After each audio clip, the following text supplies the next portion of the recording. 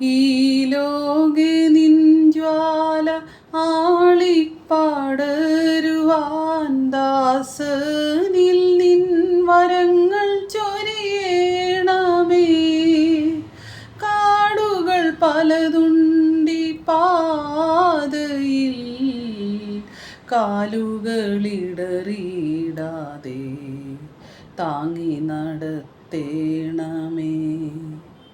മറവിനായി വരുന്നു ഞങ്ങൾ തവ പാദാന്തികെ, ചിറകിൻ കീഴിൽ അഭയമരുളേണമേ.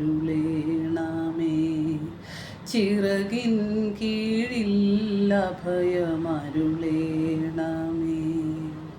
ആമേൻ. സ്തോത്രം. ഇന്ന് പകൽക്കാലവും കർത്താവ് യേശുക്രിസ്തുവിൻ്റെ അതിപരിശുദ്ധമായ നാമം വാഴ്ത്തപ്പെടുമാറാകട്ടെ.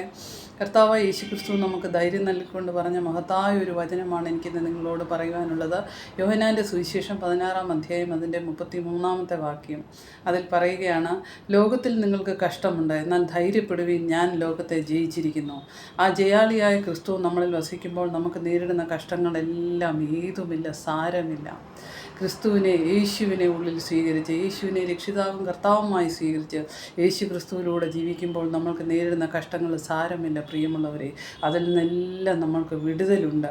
ജയാളിയായ ക്രിസ്തു യേശു നമ്മുടെ ഉള്ളിൽ വസിക്കുമ്പോൾ ആ ക്രിസ്തുവിനെ ഉള്ളിൽ ധരിച്ച് ജീവിക്കുവാൻ പരിശുദ്ധാത്മാവ് നിങ്ങളെ സഹായിക്കട്ടെ. അങ്ങനെ ദൈവമക്കളായി ലോകത്ത് ജീവിക്കുമ്പോൾ സന്തോഷവും സമാധാനവും ഐശ്വര്യവും സമ്പന്നതയും ആരോഗ്യവും സമൃദ്ധിയും എല്ലാമുള്ള ജീവിതം നിങ്ങൾക്കുണ്ടാകും. അതിന് പരിശുദ്ധാത്മാവ് നിങ്ങളെ സഹായിക്കട്ടെ എന്ന് പകൽക്കാലവും ഞാൻ പ്രാർത്ഥിക്കുന്നു. ആമേൻ.